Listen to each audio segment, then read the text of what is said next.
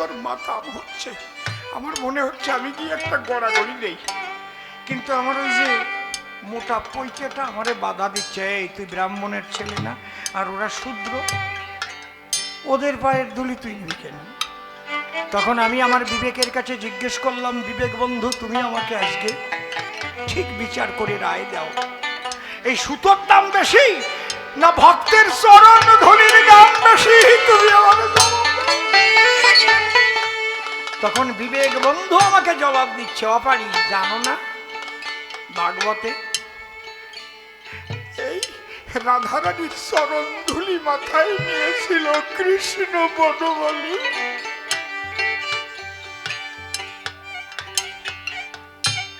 বাবু বলেছেন একটা বাক্স ধরে আমি দাঁড়িয়েছিলাম, আমি তাড়াতাড়ি বাক্স ছেড়ে ভিতর থেকে পৈতাটা বের করে ছিঁড়ে হরিবল হরিবল বলে ঢলে পড়লাম।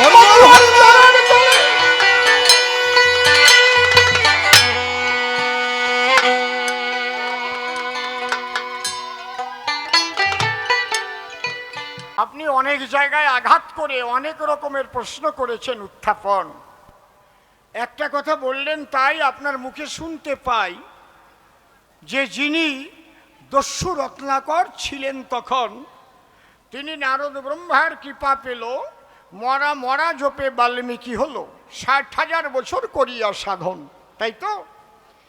সে লিখল রামায়ণে দিল লিখে, তাই গ্রহণ করলো এ ভূলোকে জগতের লোকে।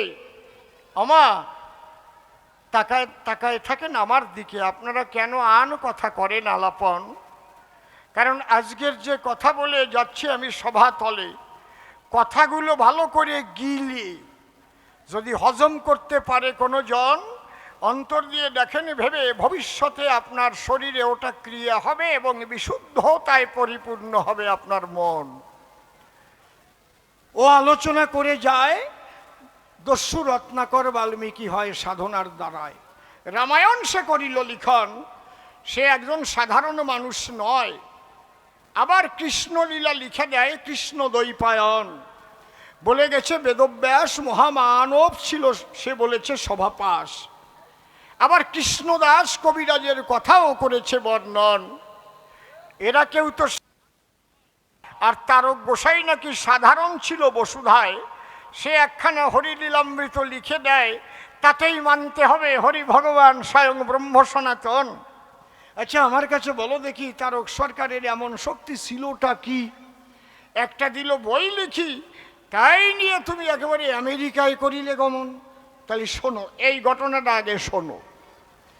আমার নাম তুষার চট্টোপাধ্যায়, আগে দিয়েছি পরিচয়। আমার বাবার নাম নয়নাঞ্জন চট্টোপাধ্যায়, আর আমার ঠাকুর দাদার নাম দুর্গাচরণ চট্টোপাধ্যায়। এক অপূর্ব অলৌকিক অধ্যায়। বরুণবাবু মন দিয়ে আপনি করিবেন শ্রবণ। আমার ঠাকুর দাদা যিনি একবার বাড়িতে বৈষ্ণব অপরাধ কাটার তরে ওই পণ্ডিত ব্রাহ্মণদের কথা অনুসারে সপ্তদিবারাত্র ভাগবত পাঠের করল আয়োজন। সপ্তদিবস ধরে আমাদেরই ঘরে সপ্তদিবস ধরে এলো কয়জন? পণ্ডিত 12 জন। নবদ্বীপ থেকে পণ্ডিত এলো, 2 ঘন্টা করে পাঠ করতেছিল।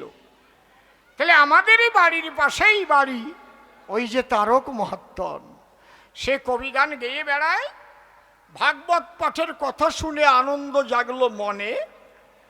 ওই ভাগবত পাঠ শোনার কারণে তারক গোসাই এলেন সেই জায়গায়। কিন্তু আপনাদের আছে জানা, আগে নিম্ন বর্ণ হলে বসে শোনেন জ্ঞানী দলে, ওই ব্রাহ্মণ বাড়ির একেবারে গোপন প্রকোষ্ঠে ঢোকার তার অধিকার ছিল না। তাই তারক সরকার একটা বস্তা হাতে নিয়ে একটু দূরে গিয়া শুনতেছিলেন ভাগবতের আলোচনা। যখন ওই ভাগবত পড়ে তারক সরকার আনন্দ বাড়ে, যখন শ্লোকগুলো করে উচ্চারণ, কিন্তু জায়গায় জায়গায় শ্লোকের যা ব্যাখ্যা করে তারক সরকার তখন আরুও জুল দেয় মাথার পরে, হয়ে যায় না? জানা মানুষ যদি হয় তাহলে ভুল যদি শোনা যায় তাহলে না বলে পারা যায়? ছোট একটা কথা মনে পড়ে গেছে, এটাকে কইয়ে নেই, দাঁড়াও। এক পরামানিকের দ্বারে একজন গেছে দাড়ি কাটার জন্যে। তাই দাড়ি কাটতে গেলি তো কোনো সময় কান ধরে টান দেয়, কোনো সময় থুতনি ধরে ঠেলা দেয়, দেয় না? নাকি সবসময় আদর করে নাকি, বাবু আসুন দাড়ি কাটবো, করে না? ধারালো খুর দিয়ে যখন এই কণ্ঠ দেশে পরিষ্কার করতে যায়, হঠাৎ কি বলবো আপনাদের পাশে, খুর গেছে ওই গলায় বসে, নলি কাটিয়ে মরিছে সেই জায়গায়, রক্তে ভেসে যাচ্ছে। লোকজন গিয়ে তো বোঝেন একটা মানুষ খুন করে ফেলিছে, ব্যাপারটা কি হয়। তাড়াতাড়ি পাশে পুলিশ পালি ছিল, ওরে ধরে নিয়ে গেল, মানুষের 2-4 গুতুয়া গাতা তো খেলো। এইবার যখন বিচার মঞ্চে ওকে দাঁড় করালো, ও বলছে, মহামান্য আদালত, আমার একটা অভিমত, মাই লর্ড, আমার কি 2-4 কথা বলার এখানে অধিকার আছে? অবশ্যই আছে। আপনি বিশ্বাস করে মানুষ দাড়ি কাটবার জন্য গেছে আপনার ধারে, আপনি ফেলেছেন খুর দিয়ে মানুষ মেরে, কেন করলেন? কয়, স্যার এটা একটু বাড়াও। কি? আমি যখন দাড়ি কাটতেছিলাম, পাশেই একটা হচ্ছিল সঙ্গীত অনুষ্ঠান, সেখানে রাগ আলাপ হচ্ছিল, বড় কোনো ওস্তাদ তারা এসছিল। কি রাগ? ইমন। বলি, আপনার পুরো ভাগে ইমন রাগে করি মা লাগে। এই যে সারে গামা পাধা নি সা, সারে গামা পাধা নি সা, সারে গামা পাধা নি সা, সুর হচ্ছে 7টা। যেমন রে গা ধা নি কোমল করলে ভৈরবী হয়ে যাচ্ছে, এর রে গা ধা নি কোমল করে দেন ভৈরবী হয়ে যাবে, করি মা লাগিয়ে দেন ইমন হয়ে যাবে। দেখেছেন? সারে গা পা ধাসা ভূপালি হয়ে গেল এর মধ্যে দিয়েই। কিন্তু কি বলবো আপনার ধারে আমি খুব মন দিয়ে একনিবিষ্ট হয়েছিলাম ওই রাগ আলাপের ভিতরে, আনন্দময় অবস্থায় পরিপূর্ণ হয়েছিল আমার মন।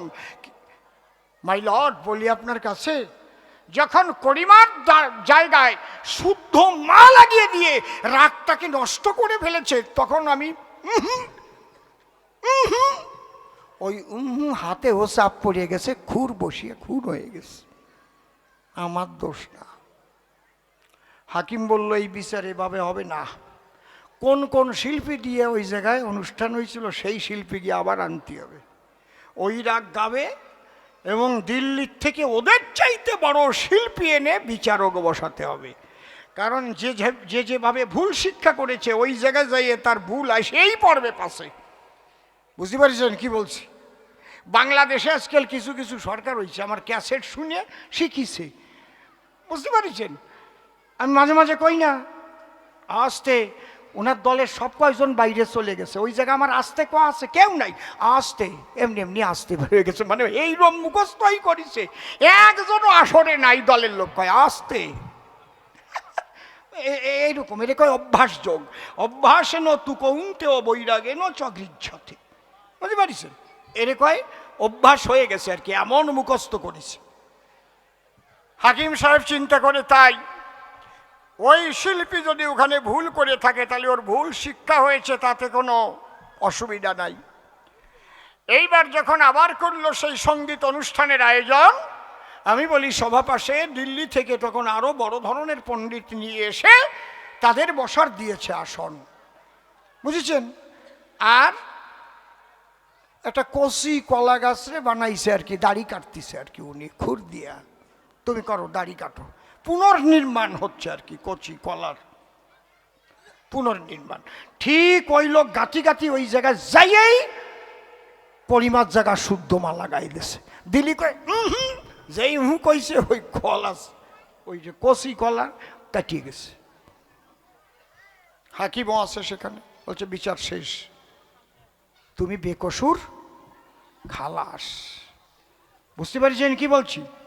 জানা মানুষ যদি ভুল কোনো কিছু শুনতে পায় তাহলে সে চুপ করে থাকতে পারে সেই জায়গায়?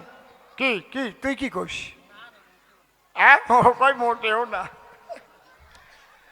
আমার কপালে তো তাও জোটেও না।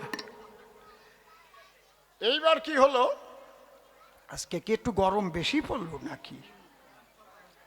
না বেশি পড়ুক, বৃষ্টি যেন না হয়, পরে বৃষ্টিও হোক গিয়ে আমার গানের পরে, গানের পরে নামুক গিয়ে আমাকে আপত্তি নাই। যতক্ষণ আমরা গান গাই ততক্ষণ বৃষ্টির দরকার নাই, কি গামের জল নিয়েই ভাসিয়ে যায়, তাতে কোনো আপত্তি নাই। এইবার আমার দাদু ভাই বৈষ্ণব অপরাধ করেছিল বলে বসে শোনেন জ্ঞানী দলে 12 জন পণ্ডিত বর্গ এনে ভাগবত পাঠের আয়োজন করল। তাই রাত্রি দিবা ভরে সপ্ত দিবস ভাগবত পাঠ করে। আর তারক গোসাই একটু দূরে বাড়ির থেকে আনা একটা বস্তার পরে নিয়ে আসুন, ওই ভাগবত পাঠ শোনে আর শ্লোকগুলো শুনে আনন্দ পায় মনে, কিন্তু যখন ভুল ব্যাখ্যা হয় তখন আরিও জুল দেয়। ওই পাঠকদের কিন্তু লক্ষ্য পড়ে গেছে। দুর্গাচরণ বাবু, হ্যাঁ বলুন, ওই লোকটা কি? মানে ও তো একটু কবি গান টান গাইয়ে বেড়ায়, ওই তারক, ওনাকে ডাকেন তো। কি কারণে ডাকেন ওনাকে? তুমি কবি গান করো? বলে হ্যাঁ। আচ্ছা, মাঝে মাঝে যে তুমি আনন্দ পাও আবার আলুও ঝুলো দাও, এর কারণটা কি? আমাদের কোন জায়গায় ভুল হয়? তারক গোসাই করজোড়ে ডাক দিয়ে বলে তাদের ধারে, আপনারা পণ্ডিত বর্গ এসেছেন ভাগবত পাঠের তরে, আপনাদের ভুল ধরার মতো যোগ্যতা আমি পাবো কোন জায়গায়? তবে বলি আপনাদের বরাবরই আপনারা শ্লোকগুলো বলেন ভালো, আমিও শুনতে পারি, কিন্তু যখন তার টিকা টিপ্পণী করি, ব্যাখ্যা করতে চান, সেখানে আমার মনে হয় কিছু কিছু ত্রুটি রয়ে যায়, তখনই উদ্বেলিত হয়ে যায় আমার প্রাণ। আমাদের ত্রুটি হয় কোথায় দেখাও? দুর্গাচরণ বাবু, আমরা এত বড় অপমান সহ্য করতে পারবো না। আমরা কেউ আদ্য মাধ্য কাব্য তীর্থ, আমরা পণ্ডিত যথার্থ। আর কোথাকার একজন কবি গায়ক এসে সে যদি বসে সে বলে আমাদের শ্লোক ব্যাখ্যা ভুল, বিচারটা আপনি করবেন, বলেন কোথায় ভুল, একটু বাড়াও। তারক গোসাই ডাক দিয়ে বলে তখন তাদের ঠাই অত্যন্ত নমনীয়তা কমনীয়তা নিয়ে, দু চোখ জিয়ে জল ধরে, বল হরি বল বলে অধরে, বলে তাহলে আপনারা থাকেন ভাগবত খানা ধরে। বলে ভাগবত আমরা ধরে থাকবো তো আর তুমি পড়বা না? বলে আমার ভাগবত দেখে পড়া লাগবে না। ওই ভাগবত ধরে 12 জন পণ্ডিত বসেছিল। প্রথম শ্লোক থেকে মনের পুলকে আমার রসরাজ তারক ভাগবত না দেখে শেষ শ্লোক পর্যন্ত ব্যাখ্যা করে দিল। কোথায় কোথায় ভুল ছিল সেগুলো সংশোধন করে দিল। 12 জন পণ্ডিত করজোড়ে বলেছিল, তাই আমরা জীবন ভরে বেড়াই ভাগবত পড়িয়ে। ভাগবত একখানা গ্রন্থ জানে বিশ্বের নারী নরে, কিন্তু জীবন্ত ভাগবত যে জন্ম ধরে এমন আমরা করি নাই দর্শন। আমাদের অভিমত শুধু কবি নয়, জীবন্ত ভাগবত, জীবন্ত ভাগবত রসরাজ তারক মহাত্তর। এই 12 জন পণ্ডিত দিল অভিমত, তারক সরকার জীবন্ত ভাগবত। তাহলে ভাগবত লিখিছে কে? ব্যাসদেব। ব্যাসদেবের লেখা যদি মান্য হতে পারে, তাহলে জীবন্ত ভাগবত যদি লেখে কিছু কলম ধরে, বরুণ বাবু মানবেন কিনা একটু করবেন বর্ণনা না, কিন্তু দেখে আপনার হিংসা গেছে বেড়ে। ওই যে তারক কাড়াল, হ্যাঁ সাধারণ সাধারণ, আমি জানেন সভাতলি সাধারণ অসাধারণের কথা যদি বলি, বশিষ্ঠদেব কিভাবে করেছিল জন্মগ্রহণ? বেশ্যাপুত্র বশিষ্ঠ কিন্তু মুনি সমাজে হলো উৎকৃষ্ট। ব্যাসদেব জারজ সন্তান ছিল একজন। আমার কাছে বলুন দেখি, যখন ব্যাসদেব জন্ম লয়, তার বাবা তার মায়ের সঙ্গে কি করেছিল কোনো শুভ পরিণয়, অর্থাৎ বিয়ে হয়েছিল নাকি? হয়েছিল? তাহলে অবিবাহিত অবস্থায় যদি কোনো কুমারীর গর্ভে যদি কোনো পুরুষ সন্তান জন্ম দেয়, সেই সন্তানটা কি সন্তান কয়? কও, কথা কও। জারজ কয় না নাকি? আমি এই কথা বলতেছি কাব্যবাসরে, আমার ব্যাসদেবকে ছোট করবার তরে তা কভু নয়। আমি এই কথা বলতে চাই, জন্ম হোক যথাতথা, কর্ম চাই ভালো, কর্মের দ্বারায় জলে জীবের অভ্যন্তরীণ আলো, এইটা বোঝা চাই। যীশুখ্রিস্ট কুমারী অবস্থায় গর্ভে এসেছিল, মিথ্যা নয়। কি মা মেরি, আজ তাদের আমরা শ্রদ্ধা করি। তাহলে বরুণ বাবু, আপনি বললেন পাণ্ডিত্যে আপনি কাবু। পাণ্ডিত্য দিয়ে কখনো ঈশ্বর তত্ত্ব বোঝা সাধ্য নয়। ঈশ্বর তত্ত্ব বুঝতে গেলে আসুন যাই আমরা ভক্ত ভক্তার চরণ তলে। যদি সেখানে গিয়ে কিঞ্চিৎ ভক্তি মেলে, তাহলে সেই ভক্তি সম্পদের দ্বারাই ঈশ্বর তত্ত্ব লাভ করা যায়। তাহলে আমাদের বাড়িতে যে হয়েছিল ভাগবত অধ্যয়ন, যে কারণে এসেছিল তারক মহাত্মন, 12 জন পণ্ডিত বর্গ তারা দিয়েছিল অভিমত, আজ থেকে নাম হলো তারক ভাগবত। আপনি বলেছেন না যে মতুয়াদের যদি অকামনা প্রেম ভক্তি হয়, তাহলে কামনা সাগর কিসের দায়? যিনি কামনা সাগর কেটেছিলেন জানেন কি তার পরিচয়? জগদীশ গুণনিধি করিলেন কামনা নদী। বাবা গুরুচাঁদ কামনা সাগর করে নাই, আর কামনা সাগর করে নাই বাবা হরিদয়াময়। কে করেছিল? বলতে গেলে তার জন্ম আমার তারক চাঁদি দিল। তার বাড়ি ছিল কোথায়? আমি বলি গানের সুরে, তার বাড়ি ছিল মাদারীপুরে, কেন্দুয়া বাজিতপুর যারে কয়। যে পেয়েছিল পরে হরি প্রেমের মধু, আগে নাম ছিল তার ফটিক সাধু। ওই জগদীশ নামটাও কিন্তু শ্রী হরির রাখা, ওই নামের পরিচয়। 16 বছর বয়স তার, আমি করি প্রচার। যখন মতুয়ারা বারুণীতে যায়, ফটিক মনে মনে ভাবে তাই এই রকম ধ্বনি তো জীবনে শুনি নাই, আমিও একবার যাব দেখি সেই ওড়াকান্দির গায়ে। মতুয়াদের দলে মিশে ফটিক তখন ওড়াকান্দি আসে। হরি নামে ফটিক গেল ভেসে, কারণ পূর্বজন্মের একটু এগোনো না থাকলে তো আর নামের রুচি তার হয় না মহাশয়, তাই না? প্রারব্ধ কিছু থাকার আছে প্রয়োজন। পূর্বজন্মে থাকে যদি সাধু সংস্কার, দেখিতে শুনিতে হয় তার বৈষ্ণব আচার।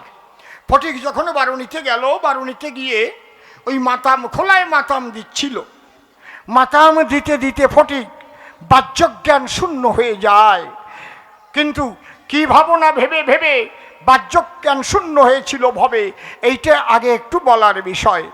ফটিক মনে মনে ভাবে তাই এমন সুন্দর পরিবেশ জীবনে আমি কোথাও পাই নাই, কিন্তু এই হরিনাম যিনি করেছেন বিতরণ, তিনি নাকি হরি ব্রহ্ম সনাতন।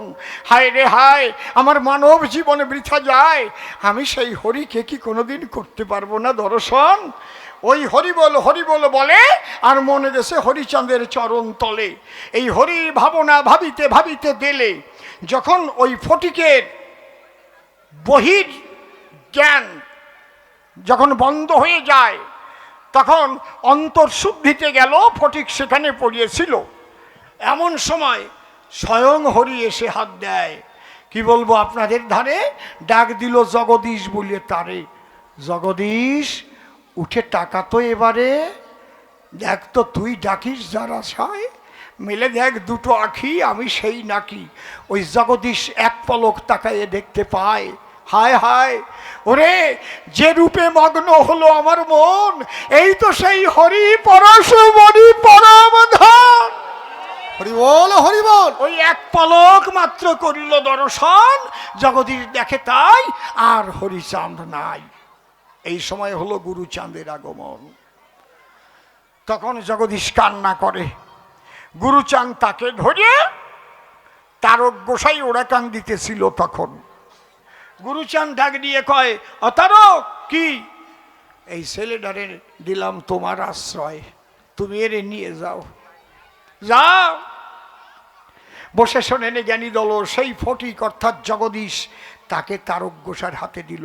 তারক গোসাই বলেছিল, আমার কথা যদি মান্য করতে পারো সুনিশ্চয়, অন্তরে দেখো ভেবে 12 বৎসর মুখ বন্ধ করে থাকতে হবে, তাহলে তুমি হরি দর্শন পাবে, মিথ্যা নয়। ওই 12টা বছর মৌনব্রত পালন করে ওই ফটিক ছিল তারকের দ্বারে। তুমি কি চিন্তা করো আমার তারকেরে? হ্যাঁ, আমার ফটিক ওই তারকের কাছে থেকেই ফটিক মানুষ হয়।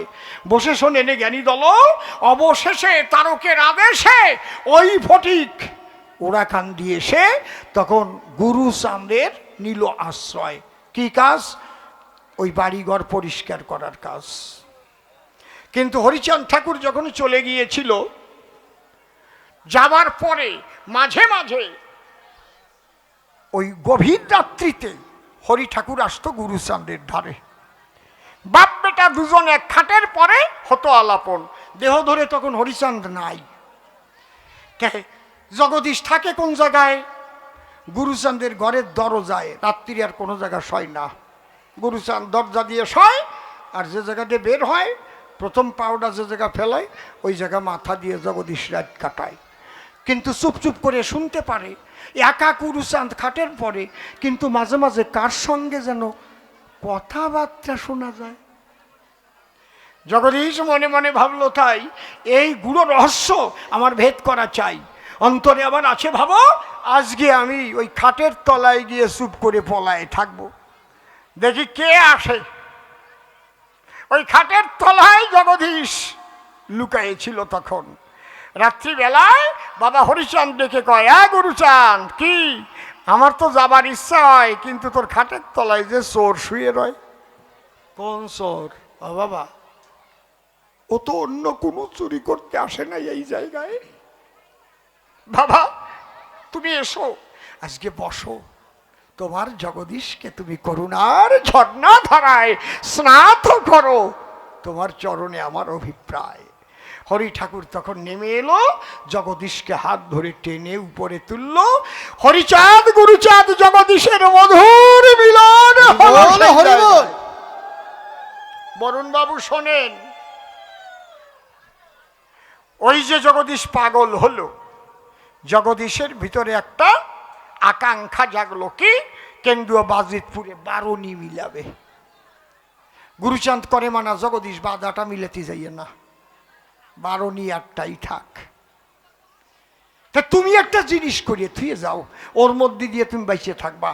আমার বাবা যে অহৈতুকী অকামনা রাগাত্মিকা বেদাতীত প্রেম দিতে এসেছে জগতে, এই প্রেম সবাই তো বোঝা সম্ভব নয়। তুমি কথা লবা, একটা কামনা সাগর কাটিয়ে রেখে যাবা। অন্তত মানুষ কামনা নিয়ে যাতে আসে এই জায়গায়।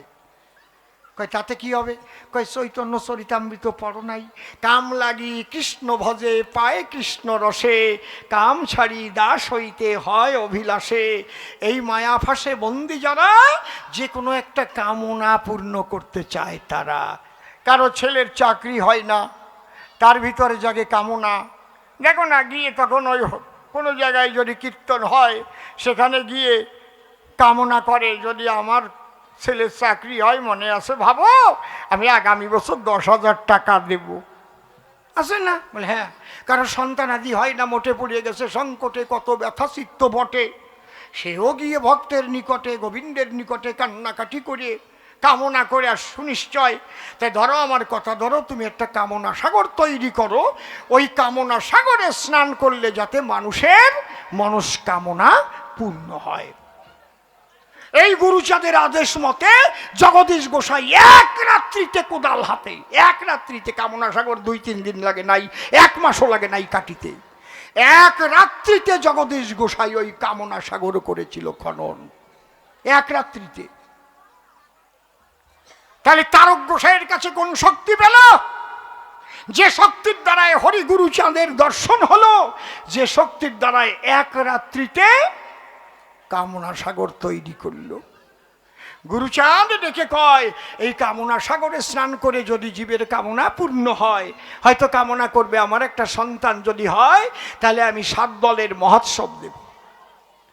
তার যখন সন্তান হবে 7 দলের মহোৎসব দেবে।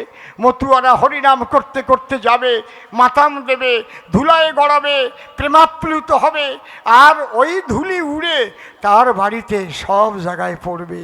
ওই সন্তানকে এনে ছেড়ে দেবে মতুয়ার চরণে, ওর মধ্যেও সেই হরি প্রেম ভক্তি প্রবেশ করবে। ওই যে প্রথম বৎসর কামনা সন্তান কামনা করে যে মতুয়া রসে, হ্যাঁ, হরিপ্রেম ও রসে নিমজ্জিত হতে পারে, তারপরে প্রতি বৎসরে বৎসরে ওই মতুয়াদের করে নিমন্ত্রণ, হরিনাম না শুনিলে জ্বালা যায় না কোনো কালে, দরকার হলে ভিক্ষা করে তখন করে মতুয়া সম্মেলন। এইটা করিতে করিতে ওই ভাব যখন আসিবে চিতে, তখন ওই অকামনা কামনা সাগরেতে গিয়ে কামনা দেবে বিসর্জন। কামনা বিসর্জন দিয়া অকামনা প্রেম ভক্তি নিয়ে প্রেমানন্দ হরিনাম কীর্তন। দেখবেন মুসলমানদের আছে জমজম কুয়া, সেই জায়গায় যে কামনা করে।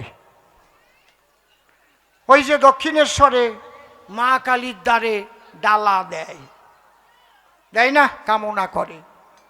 এই কামনা নিয়েই মানুষ প্রথমেতে যায়, তারপরে কামনা পূর্ণ হলে বসে শোনেন জ্ঞানী দলে ভক্ত সঙ্গ যখন মেলে, ওই কামনা ভুলে তখন অকামনা প্রেম ভক্তি তার মধ্যে হয় উদয়। হরি ঠাকুর অকামনা প্রেম ভক্তি দিতে এসেছেন, কিন্তু সাধারণ মানুষ যারা ওই অকামনা বুঝবে নাই, তারা বুঝবে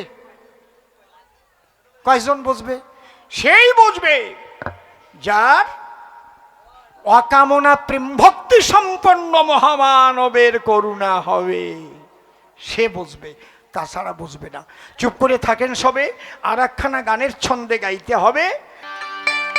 একবার হরি হরি হরি বল মন পা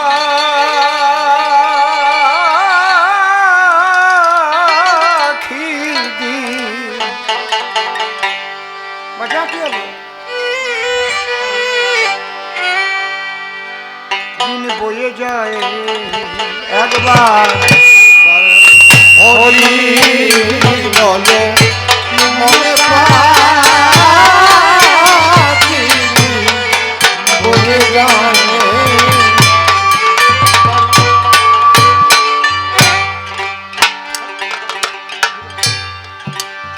ওরে মধুর হরি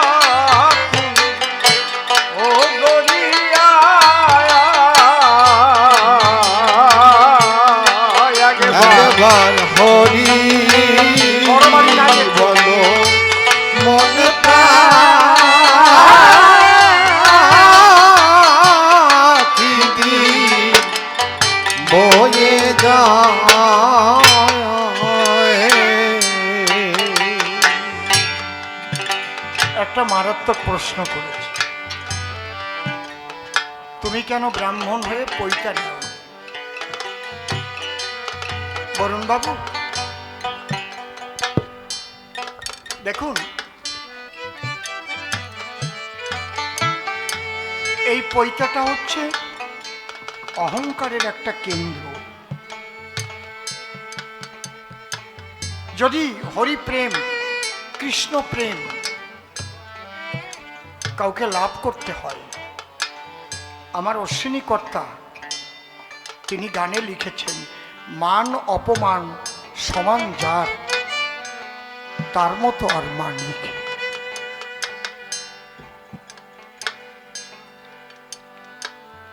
পৈতাটা গলায় থাকলে সেই মান অপমান সমান ভাব জাগ্রত হয় না। আমি একটা উচ্চ কুলের সন্তান, এই বোধটা জাগ্রত থাকে সবসময়। যতক্ষণ কুলের বাঁধন না খোলে ততক্ষণ তার হরি প্রেম ও সুধা, কৃষ্ণ প্রেম ও সুধা লাভ হতে পারে না।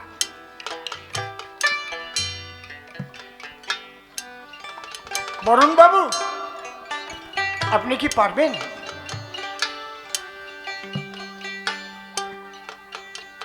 যাকে দলিত, পতিত, লাঞ্ছিত, বঞ্চিত বলা হয়, শূদ্র, মুচি, মেথো, চণ্ডাল যাদের বলা হয়, আপনি পারবেন তাদের চরণ থেকে ধুলি টেনে নিতে? পারবেন? বলুন। পারবেন না। কেন পারবেন না? আপনার ওই 9 গুণ শুধু আপনাকে বাধা দেবে। আপনি ব্রাহ্মণ সন্তান,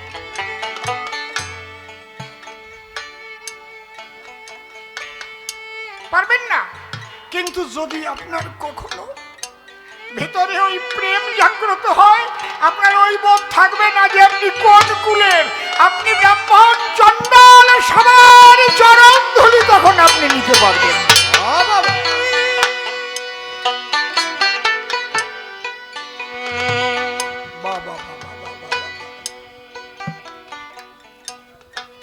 ছোট্ট একটা ঘটনা বলি। উড়িষ্যাতে বিজয় পানি, ব্রাহ্মণ সন্তান। উড়িয়াদের মধ্যে পাড়ি হচ্ছে খুব উচ্চবর্ণীয় ব্রাহ্মণ, উচ্চবর্গীয় ব্রাহ্মণ। ব্রাহ্মণদের মধ্যেও ক্লাসিফিকেশন আছে। কি বলছি বুঝতে পারছি? অগ্রদানী ব্রাহ্মণ, যজানো ব্রাহ্মণ। তা ওনার ফ্যামিলিতে যিনি একদম কম লেখাপড়া জানেন, তিনিও কম্পিউটার ইঞ্জিনিয়ার। ওনার কাজ হচ্ছে প্রমোটারি ব্যবসা। সুরগুলো দেখে নিও তোমরা একটু। বড় বড় বিল্ডিং তৈরি করে, আর এই তৈরি করতে গেলে লেবারের দরকার হয়। দেখবেন বাংলা থেকে প্রচুর লেবার তারা কন্ট্রাক্টরের মাধ্যমে যায়, এখানে কন্ট্যাক্ট করে নেয়, তুমি ডেইলি এত করে পাবা। ওরা আবার কন্ট্যাক্ট করে ওদের সঙ্গে, একটা পার্সেন্টেজ পায় পার লেবার প্রতি। বাংলা থেকে বেশ কিছু লেবার গেছে ওনার কাজ করতে, 3-4টে সাইট চলছে, তার মধ্যে কিছু মতুয়াও গেছে। যেহেতু অনেকদিন কাজ হবে, মতুয়া লেবাররা মনে মনে ভাবে আমরা একটা জয় ডঙ্কাও নিয়ে যাই, কাসর নিয়ে যাই, বুধবারে বুধবারে আমরা একটু হরি সবাদে পাবে। অশ্বিনী গোসাই তারকর্তার গান গাবানি, মনের পরিবর্তন ঘটবে না। এই একঘেয়েমি জীবনটার থেকে মুক্তি পাবেন একটা। এইবার ওরাই প্রতি বুধবার হরিসভা দেয়। এইবার আগে একটু চিনি বাতাসা দিত, এখন একটু খিচুড়ির ব্যবস্থা করে। আরো যারা বিভিন্ন জাতের লেবাররা আছে তাদেরও নিমন্ত্রণ করে। এখন তারা ওই জয় ডঙ্কার বাড়ি আর হরি নামের ধ্বনি শুনে ভালো লাগে, তো ভালো জিনিস, হরি বল হরি বল, আর তো কিছু না, কোনো তন্ত্র নাই, মন্ত্র নাই।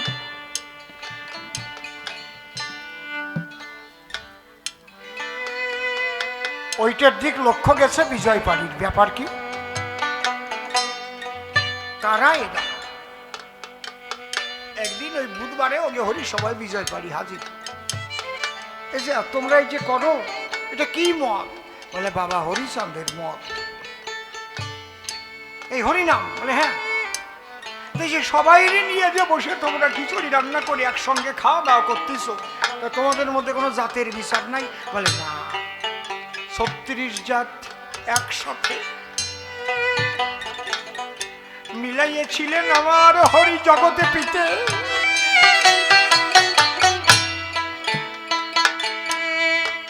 হিংসা নিন্দা মান অভিমান করাইয়ে বর্জন। বল হরি বল হরি বল হরি বল হরি সবাই গড়ি দেয় ওই পথের ধুলে।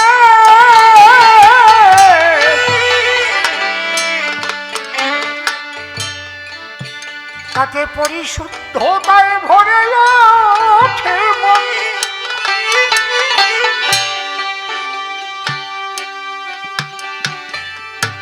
বিজয় পাড়ি দেখলে তো ভালো মত।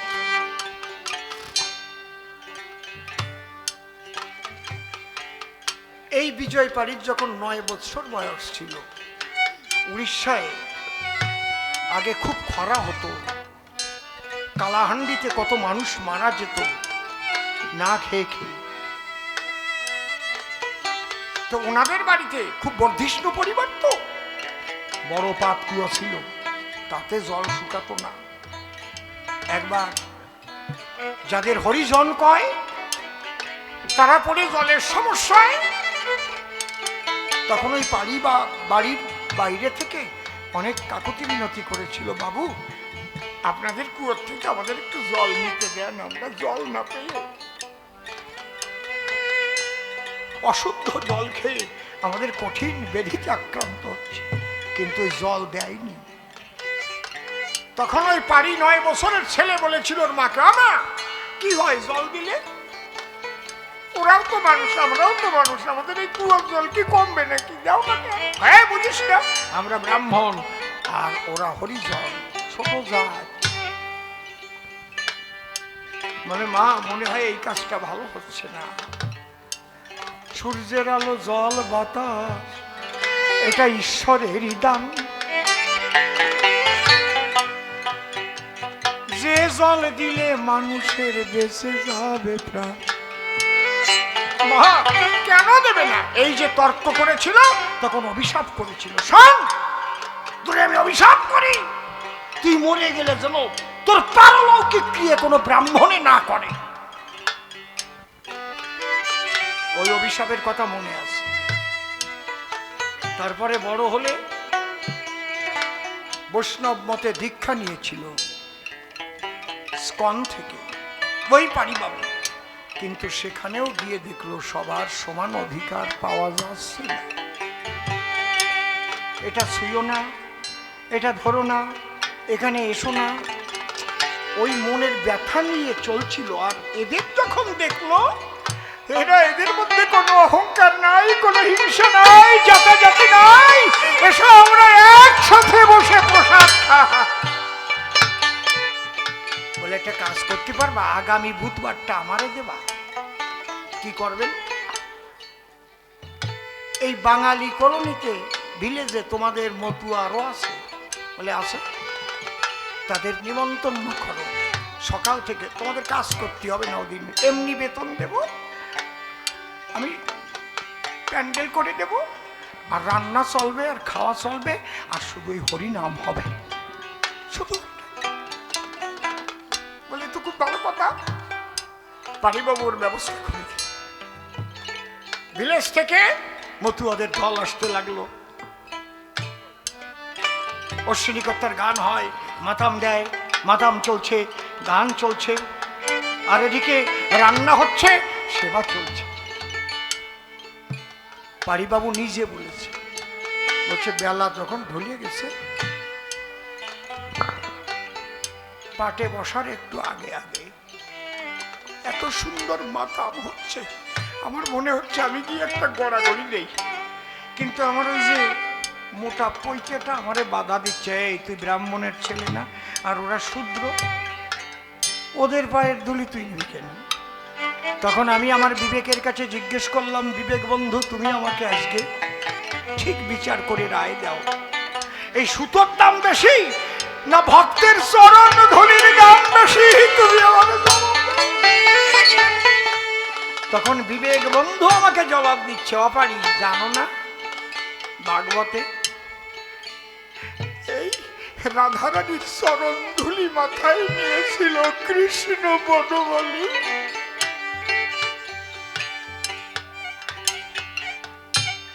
বাবু বলেছেন একটা বাক্স ধরে আমি দাঁড়িয়েছিলাম, আমি তাড়াতাড়ি বাক্স ছেড়ে ভিতর থেকে পৈতাটা বের করে ছিঁড়ে হরিবল হরিবল বলে ঢলে পড়লাম।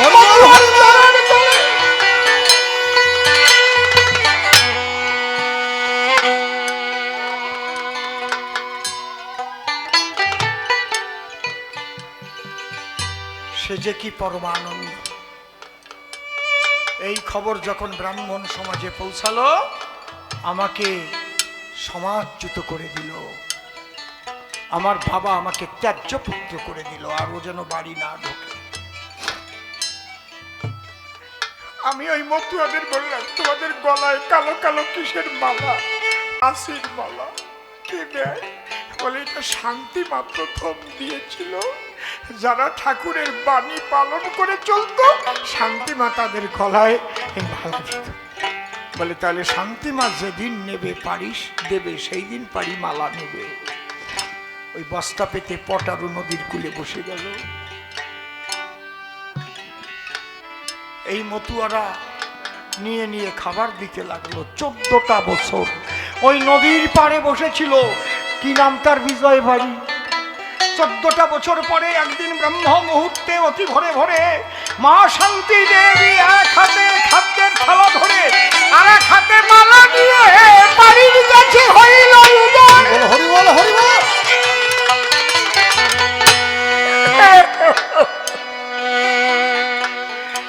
এসে কয়, ওরে পারি এত কাঁদলে কি আমি থাকতে পারি? এই নে বাবা। এই মালা পড়ালো পাড়ির গলায়, আর নিজে মা ভাত মেখে দিল পাড়ি বাবুর মুখে। সেখানে কোটি টাকার ঊর্ধ্বে খরচা করে বিরাট হরি মন্দির হয়েছে। বরুণ বাবু, আমি চাই না ওই সুতায় গলে নিয়ে আমি আমার হরিভক্তের চরণ ধুলি থেকে আমি বঞ্চিত হই। আমি চাই না।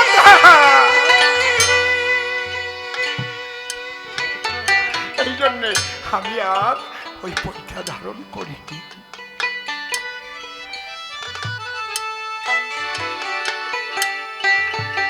ওরে মধুর হরি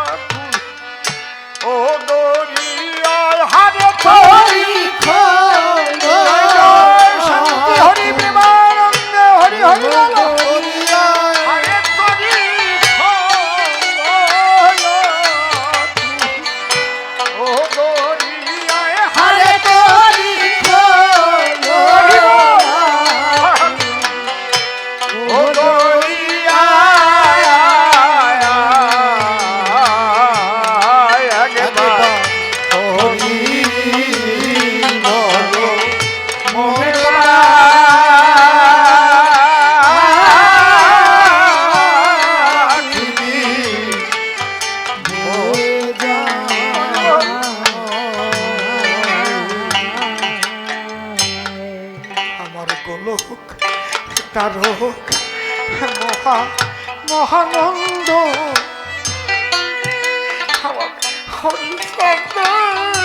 ভক্ত বৃন্দ উঠল ওই নৌকায়।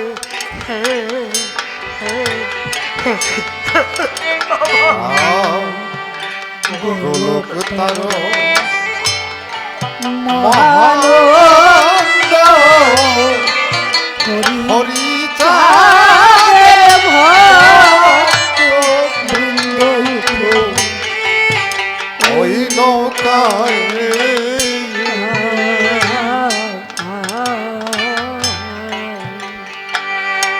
ওরে আমার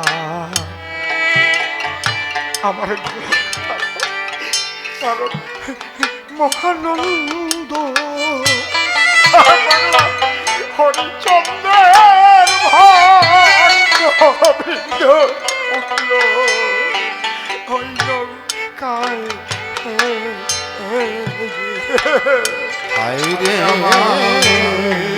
জয় জয় শান্তি হরি বিমান হরি হরি হরি চাঁদের ভক্ত বৃন্দ উঠল ওই নৌকায়। পরে তারা এই ভব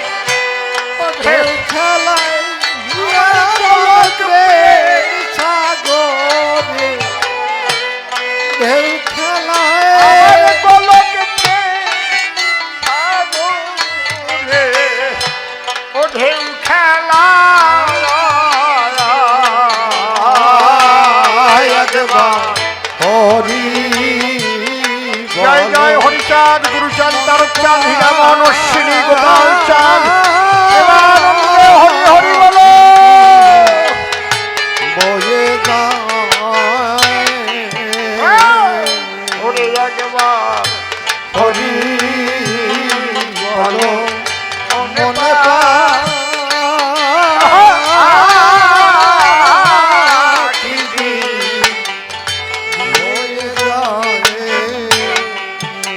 এই হরি নামে আছে সবই সবাতে তোরা ইহকাল কাল পাবি সেগে দয়াময় আইরে এই হরি নামে আছে সবই আছে স্বামী ইহকাল পরকাল পাবি কাল কাল পাবি এই বলো সাধু দয়াময় ওই দেখ, ওরে কত অত্যন্ত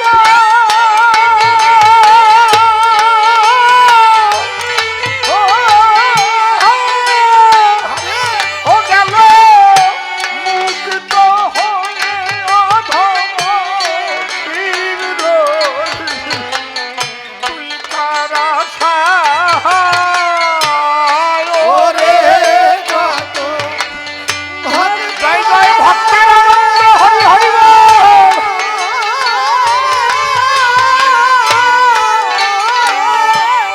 ও গেল এই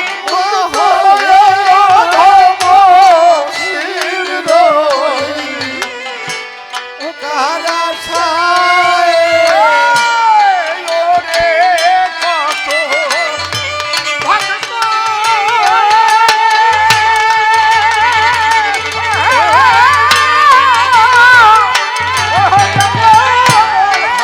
মুক্ত হয়ে ধম শিরোই ও তারা সায় হরে কত বলো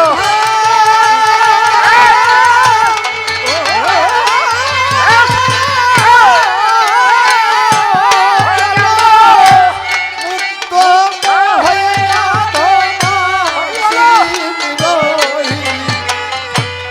কাহারা আরে অধম শির রইলি ও তারা সায় অধম হরি হরি বল কারা ছায়া এই ওরে কত আনন্দ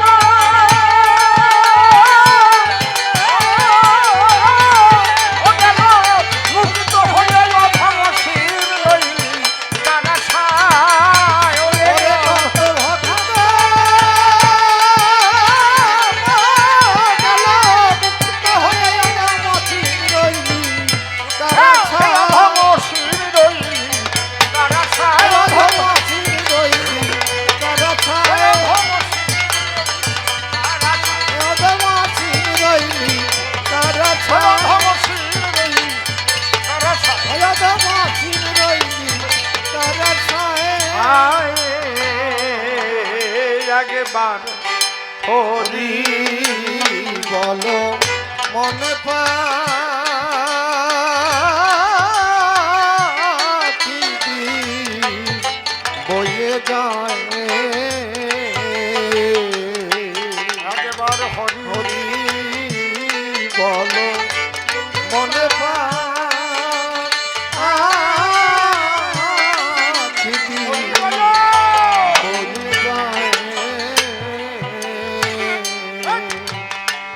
আজ নিত্যানন্দের বাড়ি নহে এই জন্য ওরা খান্দি খায়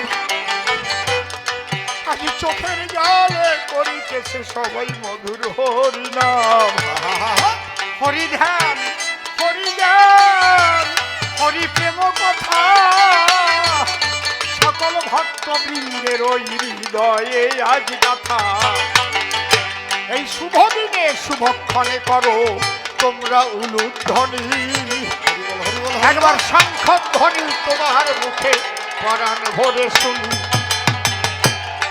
এমন দিন আর কবে হবে যেন জন্মে জন্মে পাই, তোমার কাছে নিবেদন রইল ওরে ভাই নিতাই।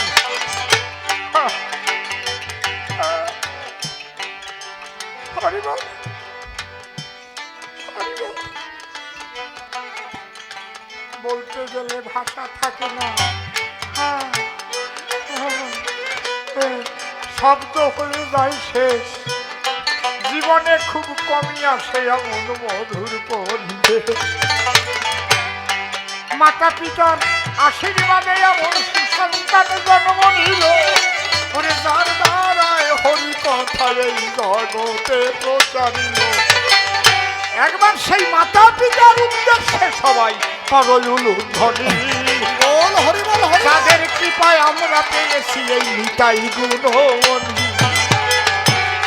যে মায়ে বাবার মিলনের ফলে শুভ সন্তান পাই, সেই মা বাবার উদ্দেশ্যে আমি কোটি কোটি প্রণাম জানাই।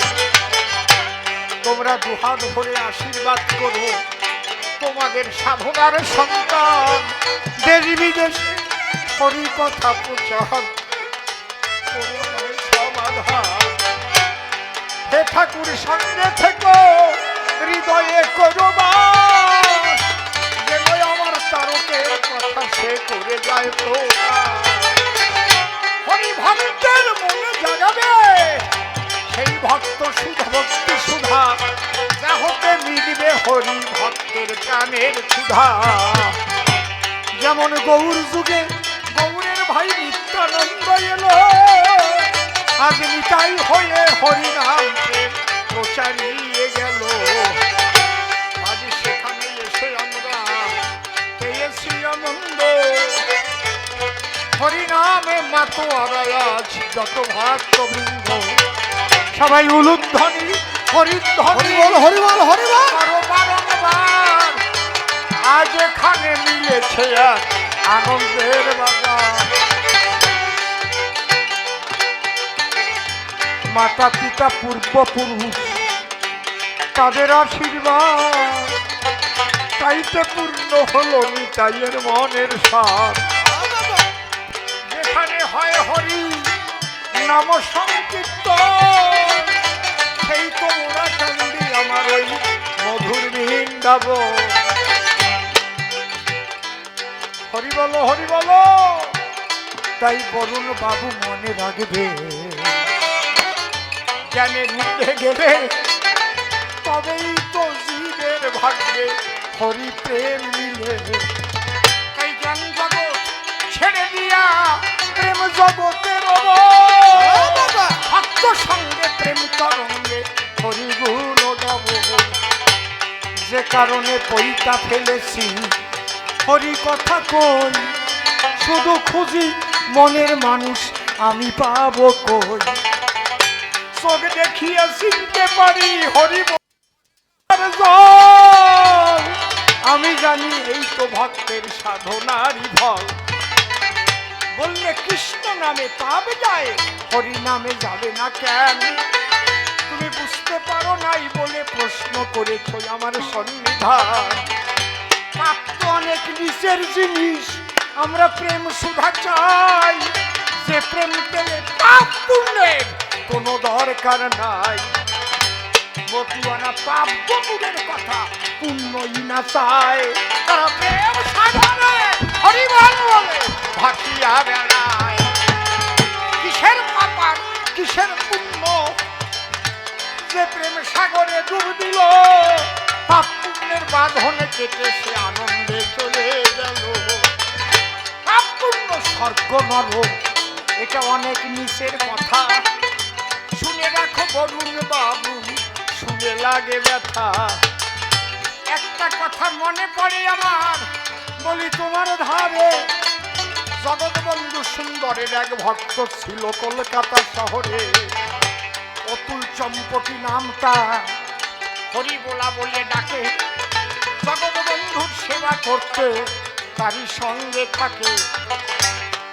ঠাকুরের কাছে প্রণাম করে করুণ অর্থ দান, আমার কাছে দিতে আনবেন না সভ্য সব আস্থা। ওই অতুল চম্পতি প্রতিদিন ভোরে ভোরে গঙ্গা স্নানে যায়। গঙ্গা স্নান করে এসে ঠাকুরকে এক গ্লাস চাল জল দেয়। ভোরবেলায় মুসলমানেরা যখন আজান দিল, অতুল চম্পতি হরি বলে স্নান করিতে গেল। ওই অতুল চম্পতি প্রতিদিন করতাল বাজায়, তাই মিয়াদের আজান দেওয়াই নাকি অসুবিধা হয়। গরু কেটে কেটে মাংস খেয়েছে, তার নাড়ি ভুড়ি ছিল, তাই মুসলমান তাই এনে ওর গলায় জড়াইয়ে দিল। অতুল চম্পতি হরিবল হরিবল বলে করতাল বাজায়। নাচতে নাচতে নাড়ি ভুড়ি মাটিতে পড়ে যায়। কিন্তু পচা রক্তের দাগ শরীরে লাগানো আছে।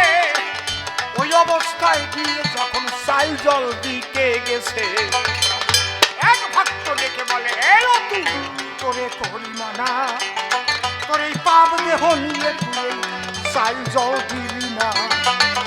কোথায় গেছিলি, কি পাপ করলি, তোর অঙ্গে গন্ধ জানে কেন? ওই রুধির চিহ্ন বুঝি না তার মানে। তখন জগৎবন্ধু সুন্দর বলে, ও তুই কি হয়েছে বলো। অতুল তখন দুই চোখে জল ছাড়িয়া দিল, বলে প্রতিদিন করতাল বাজাইয়ে বাজাইয়ে হরিনাম গাই, হরি বল বলতে বলতে আমি গঙ্গা স্নানে যাই। একে মুসলমানদের আজানের দেখান ঘটে বলে গরুর নাড়ি ভুড়ি ঝুলাইয়ে দিল আমার গলে। আমাকে অসুচি করবে, মহাপাপী করবে ভেবেছিল, তাই আমি করতাল বাজাইয়া আরো জোরে জোরে নেচে হরি নাম গাই। ওরাই আমার দেহের উপর নাড়ি ভুড়ি জড়িয়েছে, মনে জড়ায় নাই। মনটাকে আমি হরি প্রেম সুধায় ডুবাইয়ে রেখেছি, তাই বলে, ও তুই তুমি হরিনাম ভালো নাই? না, কে আমাকে কি দিল, ওতে আমার কি আসে যায় বলো। আমি হরিনাম করতালে বাজাইয়ে বাজাইয়ে চলে গেলাম, তাই তোমাকে চাল জল দিতে এসেছিলাম। জগৎবন্ধু সুন্দর বলে, ভক্তরা তোমাদের করিমানা, যার হৃদয়ে সবসময় হরিনাম থাকে তারে পাপে স্পর্শ করে না। ওরা পাপ পুণ্যের ঊর্ধ্বে থেকে রক্তের দাগ শুধু তোমরা দেখেছো ভক্তের গায়ে, দেখেছো রক্তের দাগ, দেখনি মনের অনুরাগ। এই অনুরাগী ভক্ত যারা প্রেম স্বরে ডঙ্কা বাজায়ে হরিনাম করে, তারা এই হরিনাম করতে করতে যখন ভাবে ডুবে যায়, তখন সহস্রে রাধা গোবিন্দের মধুর মিলন হয়। ওই রাধা গোবিন্দই শান্তি হরিয়ানা। হরিবল হরিবল হরিবল। আমার কি আশীর্বাদ করার ক্ষমতা আছে? আমি ঠাকুরের কাছে প্রার্থনা করি, হে ঠাকুর, তুমি সর্বাঙ্গীন মঙ্গল করো প্রভু, এবং এদের দ্বারাই যারা জগতে আসবে তারা যেন হরি ভক্ত হয়ে হরিনাম প্রচার করে। হরিবল হরিবল হরিবল। নাম দেবে, প্রেম দেবে, তাতে মানুষ ভালোবেসে যা দেবে তাতে চলবে তার এই গৃহবাসে। কেউ কিছু দেবার আগে আগে তার হরিনাম শোনাবা, তারপরে তার দেওয়া জিনিস ভোগ করিবা। একবার প্রেমানন্দে হরি হরি বলে ভক্তি তখন মাতা পিতার পায়, এমন বাবার সন্তান হয়ে জন্মেছ ধরায়। যে বাবার নাম কহিলে হরি ভক্ত বলেছে রে, এমন বাবা এ জগতে পায় বা কয়জনে। পরিচয় অনেক হয় অনেক কর্ম করে, কিন্তু হরি ভক্ত রূপে পরিচয় কয়জন আনতে পারে? আমার নিত্যানন্দ সেই হরি ভক্ত বলে পরিচিত হলো। একবার বদন ভরে প্রেমানন্দে হরি হরি বলো, হরি বলো, হরি বলো। সেই বাবার কোলের সন্তান, কোনো চিন্তা নাই, রক্ষা করবেন আমার শান্তি হরিমালিক সাই। ওই ভক্তির দ্বারা জগতে এসেছে, ভক্তি ভিতরে ভরা, হরিনামে ভিজে যায় দেখো ওর নয়ন তারা। ঠাকুর রক্ষা করবেন তোমায়, সর্বমঙ্গল হবে প্রেমানন্দে, বদন ভরে সবাই হরি গুণ গাবে। একবার উলুধ্বনি হরিধ্বনি কর ভক্তগণ, আজ এই গৃহ হয়েছে মধুর বৃন্দাবন। এই ভাব নিয়ে যেন আমরা কাটাইতে পারি, সেইটুক নিবেদন করলাম, শোনেন যত নর নারী। এইবার বরুণ বাবুকে ডেকে নিয়ে মনে আছে ভাবো, দুজন মিলে সভা তলে মিলন গীত গাবো। মিল সেই যমুনে প্রবাহিনী, যমুনে যমুনে তুমি সেই যমুনে প্রবাহিনী, বিশাল তটে রূপের হাতে বিকাত নীল দন্তমণি, যমুনে তুমি সেই যমুনে প্রবাহিনী, যমুনে। এই যে দেখেন কচি চারা, ওর মধ্যেও প্রেমে ভরা,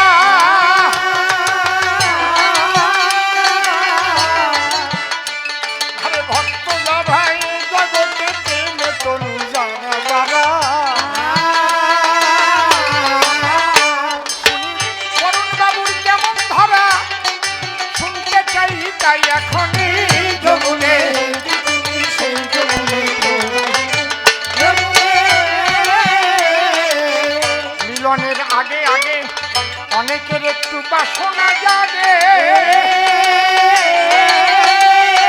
যদি ভক্ত নিতাই বাবু গান গাইতেন পুরো ভাগে।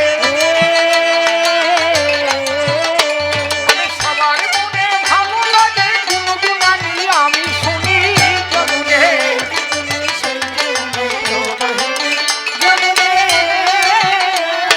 ভাই নিতাই তুমি কথা বলে ভক্তির জগতে ভাসাইবে, তুমি এসে প্রেম বসে এখন হরি সঙ্গীত শুনাইবে। সবার জীবন এবার ধন্য হবে, মায়েরা দেও উলুধ্বনি, যমুনে